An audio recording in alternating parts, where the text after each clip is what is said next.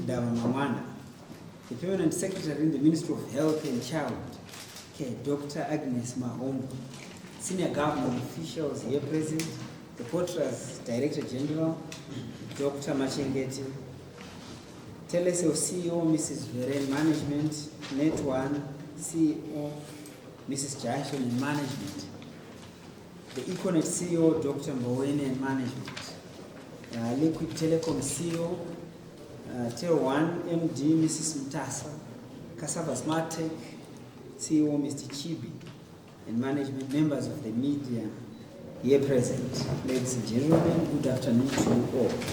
It is such a humbling experience for me to stand before you at this juncture, which marks one of the darkest periods in the history of mankind, as we witness the operationalization of the country's COVID-19 response center here at Parenyatua Hospital. Information and communication technologies have become the backbone of economies the world over. These technologies have become even more exciting in advancing solutions for the health sector. Given the outbreak of the coronavirus, the need for access to ICTs has become more imperative than ever before.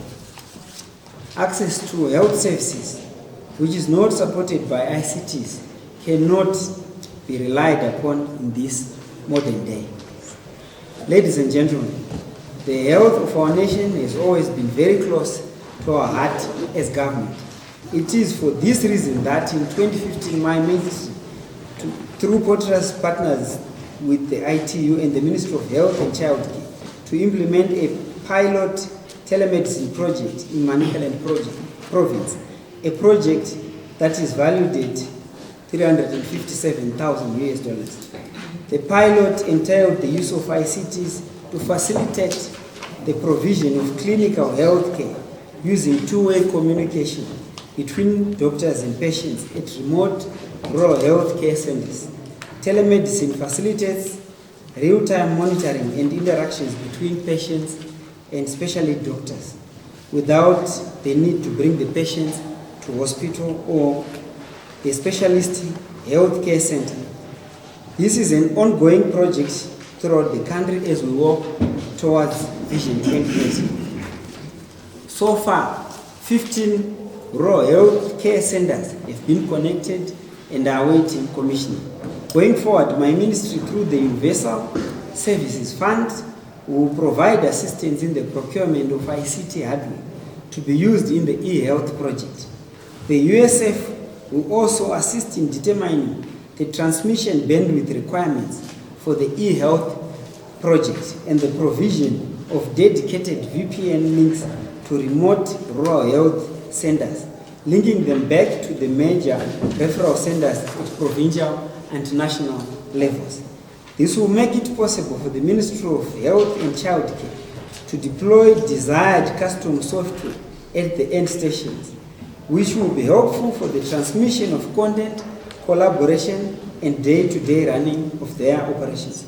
It is in this spirit, ladies and gentlemen, that my ministry and the ICT industry at large has joined hands with the Ministry of Health and Child Care and the nation at large to contribute to the setting up of this COVID-19 response center through the provision of ICT equipment, mobile handsets, access to zero-rated internet, connectivity for the Ministry of Health's information capturing portal at the various ports of entry in the country, toll-free lines, call center services, and bulk SMS services, among other things. I would like to thank Portras and all the operators in the sector for coming together in this very short notice to contribute to this noble cause. It is my sincere hope that more can be done as we continue to keep our ears close to the ground regarding COVID-19 pandemic. Allow me to also thank stakeholders from other sectors of the economy who may have contributed to the setting up of this response center, which will no doubt go a long way in fighting the deadly novel coronavirus, COVID-19.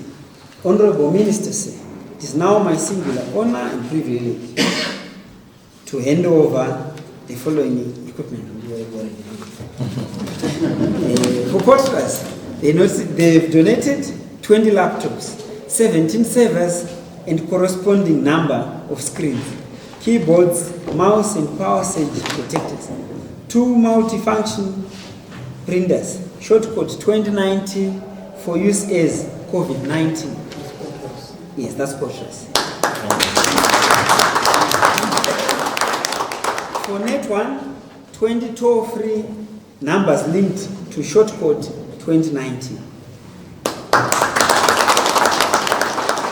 Plus 20 mobile handsets. For Econet, 4 desktop computers, in-house call center, 200,000 flyers and 50,000 posters under distribution to border towns such as Beitbridge, Plumtree, Mutare, Chirundu, Kariba, Victoria Falls, Harare International Airport, Robert Mugabe International Airport, Victoria Falls International Airport, as well as district and provincial hospitals. Radio mentions on Radio Zimbabwe and Star FM, which is estimated to reach a population of 9.5 million people. Personal protective equipment, 600 goggles, 450 coveralls, 1,200 alcohol swabs, and 600 N95 face masks. Establishment of wash basins in high traffic areas. For Telecel, 12 free lines linked to shortcode 2019, 12 FCT desktop handsets, bulk SMSs, 0 rated access to site with COVID-19, in-house call center to respond to COVID-19 related questions, USSD code for frequently asked questions.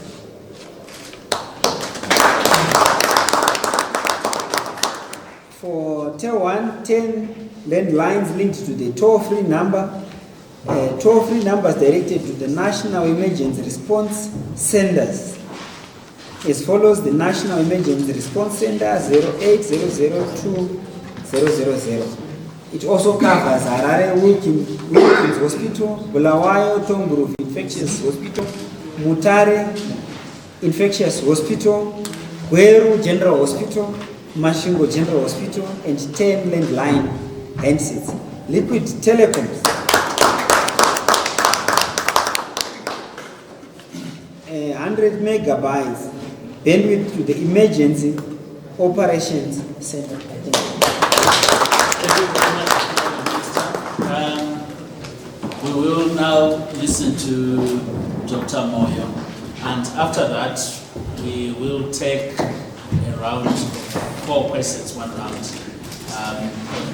just for the 2 ministers. Dr. Moyo, when you are ready.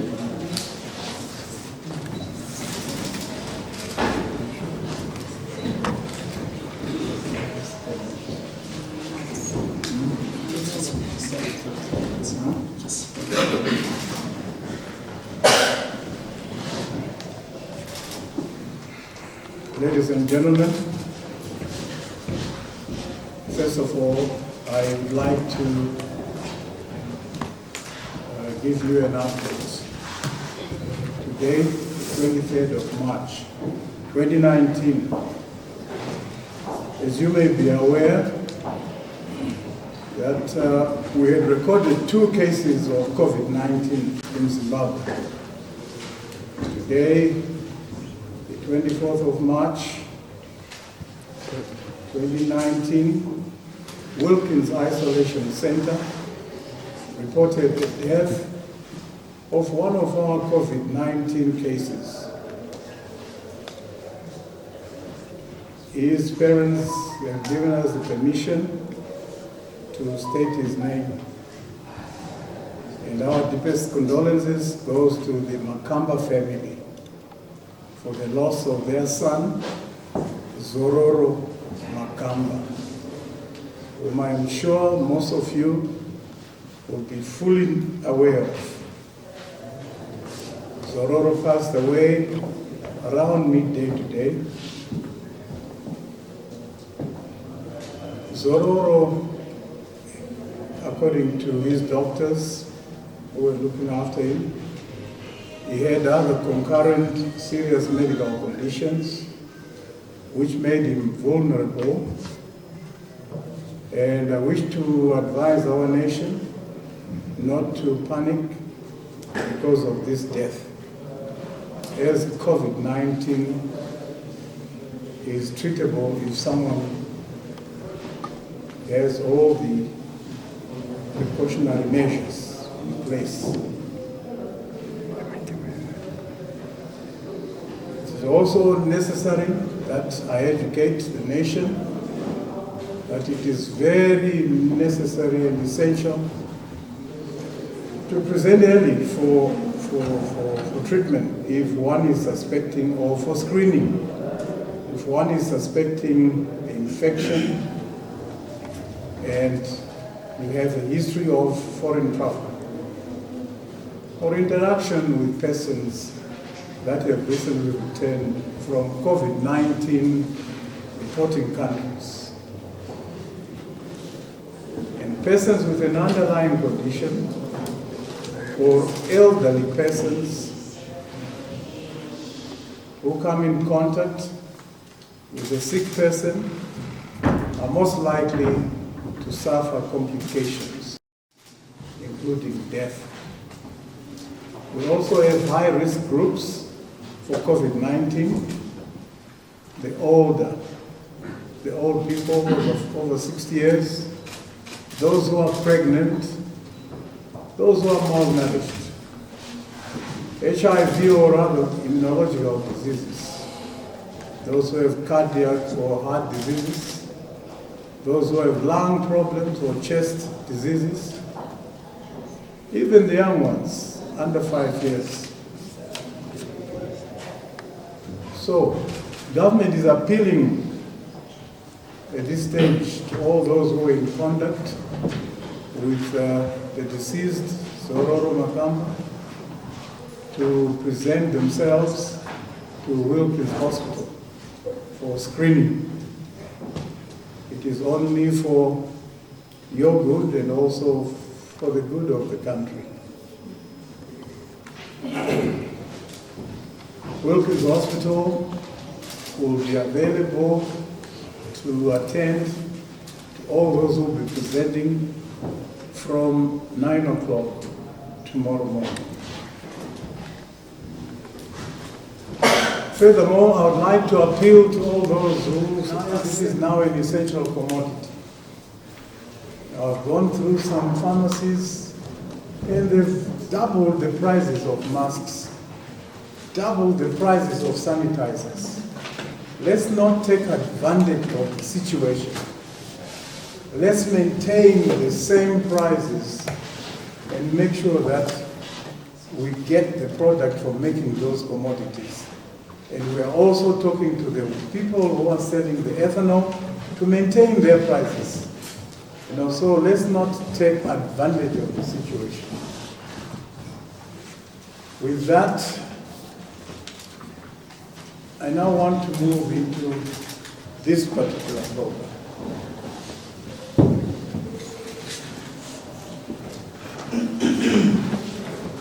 I'm happy for the organizers of this function that you've maintained the numbers below 100. We have to leave the talk or walk the talk. The only thing which I can talk about is the spacing. Social distancing, I give you 0 out of 20. Let us walk the talk. That social distancing is very essential. We are meeting today within the context of an ongoing COVID-19 national disaster and response. And as part of global efforts to respond to the COVID-19 pandemic, the government of Zimbabwe, as declared by His Excellency, the President of the Republic of Zimbabwe, is in the process of mobilizing all the resources available to it in order to mount a sustained response to the COVID-19 pandemic. As it happens, I had a meeting with His Excellency and he has given an instruction for more funds to be made available. So Zimbabwe itself, we are coming up with the local contribution, and we appreciate what our partners are also doing. We appreciate what the corporates are doing. And in that regard, the Ministry of Health and Child Care is pleased to acknowledge and receive the effort and equipment mobilized by our colleagues from the Ministry of Information, Communication Technology, Postal and Courier Services, porters and service providers to enable us to get this COVID-19 response center to be quickly operationalized. This effort coming as it does at a time when the Minister of Health has already advised the public of the 2 confirmed cases of COVID-19 and the subsequent death of one of the cases. This is a clear demonstration of the capacity within the Zimbabweans in the public and private sector to unite in the face of the threat of this pandemic. The equipment and connectivity that porters and service providers have put together will go a long way in boosting our ability to communicate with the public and stakeholders, as well as in the coordination of the various efforts involved. I'm aware that the parties concerned had to work over the weekend to expedite the outstanding minimum deliverables for us to be able to activate this response center today. Selflessness and unity can only encourage us in this time. In addition, our partners in the telecommunications, on top of ensuring that this place has internet connectivity, have made the arrangements for the public to be able to communicate with this response center, and indeed the Ministry of Health and stakeholders response teams via the harmonized toll-free number 2019. Through this number, the public will be able to call from any service provider at no cost to them. I think they deserve a big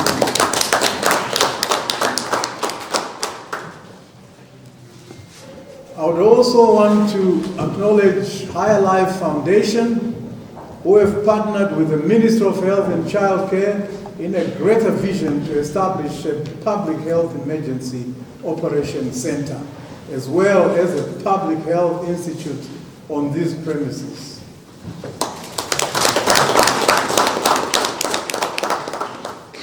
Definitely that ongoing effort has taken them from starting work on a practically run-down building to where we are today. While that work continues, the Ministry of Health has seen it fit in this disaster response to urgently operationalize the premises for the COVID-19 response. This is not the official opening, but this is the testing phase of the facility. The official opening will be organized once the whole task force is satisfied with the performance of this unit. Once again, I would like to urge all of our stakeholders to watch out for our regular updates on this national disaster. And we'll be updating you, and this updating will continue to provide us as the situation evolves. I'd also want to indicate that it is the Ministry of Health and Child Care which is the only official channel of releasing any cases or any changes or updates with regards to this disaster. I thank you. What is being done to the rural population of Zimbabwe so that they are also informed about what is happening here? Okay. Last question. Yes. Heather, which pulls up from the Herald. How many people so far been put under surveillance who could have made contact with the deceased person? Yes, they have been put under surveillance. Okay. I think that should be it. Honorable Minister, you got the questions. It seems like there is nothing for Honorable Musleh. No, there is one. Oh, which one? Oh, when okay, that's fair enough. So, so let's start with Honorable Musleh so that the Minister can speak elaborately on the rest. The 12 free lines will be operational effective today. Yes, effective from today. No, they are not. Yes. There's people who Yes. answering. They will test it on Honorable Minister. The operators here. Yeah, that's fine. Thank you very much, Honorable Minister. I'm sure that question has been done justice to. Honorable Minister Moyo, you have, I think there are 4 questions actually for you. There are 2 questions from John Kasim. There's 1 question from Abigail which has been answered. Then there's, you said Chikondi. Chikondi. There's a question from Chikondi about rural population, and then the one from Paida on how many people has Zoro been in touch with, and what's the status? Yes, thank you very much for that question. Immediately on coming up, with the case, one of the major tasks that we have to carry out is that of contact tracing. We need to know how many people, the individuals that have been in contact. So for this particular case, working on it, the numbers are being worked out, the names are being collected, and everyone who's been in contact with the deceased, will obviously be brought, to our attention through our team, our environmental health officers who carry out the contact tracing. They are the ones who are working on that. So once we know exactly how many people he was in touch with, we'll always publish that information. But I want to again emphasize why we continuously say we don't need big groups meeting. If one individual is a carrier of the virus, it will spread rapidly. Let's assume that one of us, I'm not pointing at you. Okay, let's use the test case. If he had the virus, he would carry it to jump onto me, to jump onto you especially, and so on, and everyone. So all of us in this room will become contacts. Will become contacts. There is direct contacts and secondary contacts. And everyone will need to go through that process of being checked out. Screened after 5 days at least. You have to be all of us will have to be quarantined. But this time it will not be self-quarantined, you'll be forced to be quarantined. Just like what has happened with all those cases, all the relatives of those who are in touch with the cases are quarantined at the moment. As we speak, they're all quarantined, and they will be followed up, check of temperatures, and after day 5 or so, we then do the testing. By that time, they will build adequate antibodies to be able to be detected by the test that we use, which is a PCR. And in actual fact, this leads to the next question of the inconclusive result. Inconclusive result could be number 1, as a result of contamination of the specimen itself. It could be sampling technique which might have been inadequate to be able to capture, the areas where the virus might be, or it could be too early.